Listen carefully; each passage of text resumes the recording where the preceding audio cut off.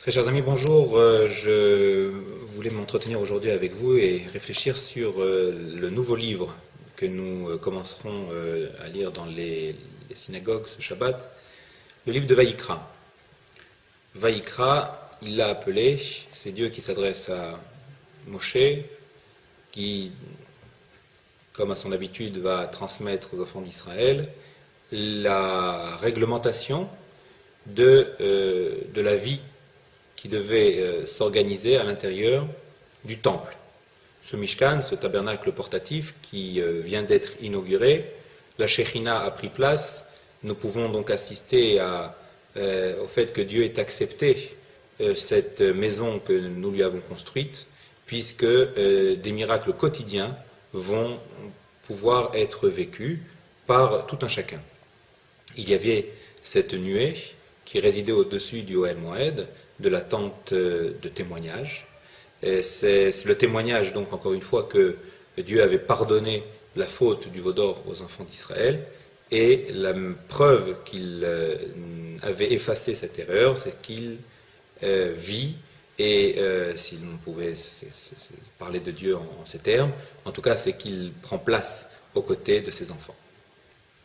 Et dans ce livre de Vaïkra, eh bien, nous commençons par énoncer les korbanot.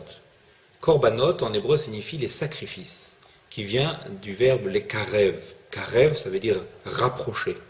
Quand un enfant s'est égaré et qu'il souhaite retrouver l'affection de son père, eh bien, il va tout faire pour lui être agréable. Il en est de même dans cet esprit-là vis-à-vis de notre Père, Akadosh Baruch Hu, quand l'enfant d'Israël a pris une direction qui n'était pas voulue par notre Créateur, eh bien, il est encore possible à tout moment de se rapprocher en offrant un animal où nous verrons d'autres offrandes à Hachem, dans cette maison qui s'appelait donc le Mishkan. Un homme comme une femme pouvait, s'il le souhaitait, faire acte de korban, et ce korban devait être, selon les moyens de chacun, soit un bœuf, soit un agneau, soit une chèvre, une tourterelle, ou un pigeon. Quelqu'un qui n'avait vraiment pas les moyens pouvait même offrir une mesure de farine qui s'appelait mincha. La première catégorie des korbanot, puisque nous verrons il y en a 5, eh bien, s'appelle ola. Ola en hébreu signifie monter. C'était donc un sacrifice qui venait réparer une erreur qui avait été faite à partir d'une négligence d'une mitzvah assez, d'une mitzvah positive. Prenons l'exemple de la personne qui aurait oublié de mettre ses téphilines, ne les aurait pas portées pendant une semaine et qui se rappelle ses obligations, eh bien pouvait, ou devait même plutôt, offrir ce hola, ce sacrifice à Akadosh Baruch Hu, et ce sacrifice était entièrement brûlé. Comme son nom l'indique, hola, le shon olé, donc qui montait dans les flammes et qui était emporté vers les hauteurs célestes. Il y avait également une autre raison qui pouvait pousser l'individu à offrir ce korban-là, ce sacrifice, c'était éventuellement quelqu'un qui aurait transgressé une mitzvah négative, spécifique comme par exemple le vol, bien qu'il ait réparé en remboursant l'objet volé, malgré tout, l'acte négatif qu'il a commis doit être réparé vis-à-vis de Dieu, et cela donc donnait cette obligation d'offrir ce sacrifice. Parmi toutes les 5 catégories que nous verrons, le Ola est supérieur aux autres, parce que, comme nous l'avons dit, Milachon, donc Eliona, Ola, parce que ça vient aussi de l'étymologie Elion, supérieur, qui allait tout droit vers Hachem. La deuxième catégorie des sacrifices s'appelle Mincha. Mincha, ce n'est pas seulement le nom de la prière de l'après-midi, mais Mincha signifie cadeau. C'était donc cette farine qui était apportée par l'indigent, qui lui aussi voulait se rapprocher de Dieu, et cette farine qui aurait pu lui servir de nourriture était offerte à Hachem.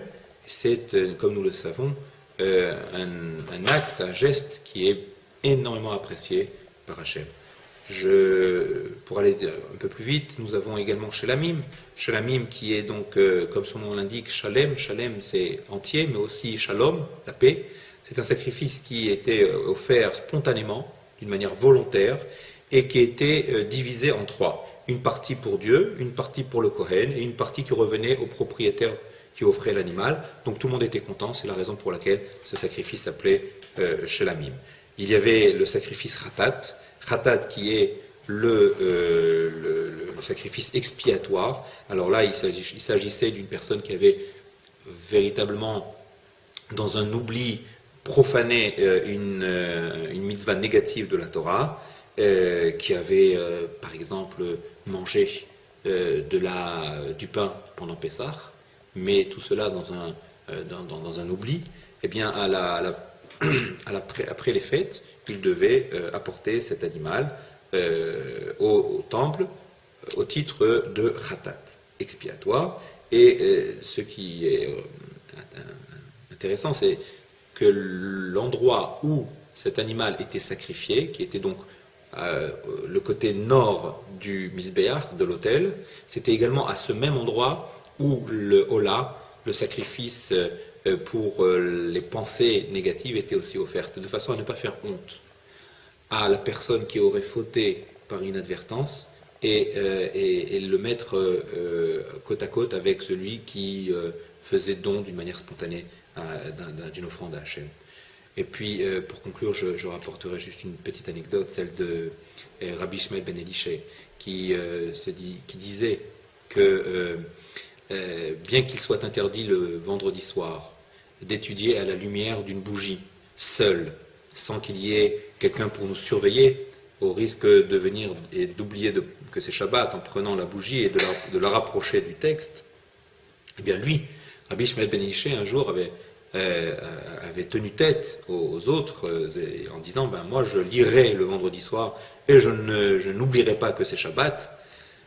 Est arrivé ce qui est arrivé, il a lu, il a oublié, il a pris la bougie dans sa main et à ce moment-là il a pris conscience de l'avertissement de ses maîtres en disant combien la vérité, la psychologie humaine que maîtrisent nos maîtres est tellement poussée, tellement pointue, qu'ils savaient bien qu'il faut veiller à ne pas se laisser donc entraîner même dans cette envie d'étudier seul à la lumière de la bougie. Et il avait écrit dans son carnet que lorsque le temple sera reconstruit, eh bien moi, Ishmaël, je n'oublierai pas d'apporter un sacrifice pour me faire pardonner.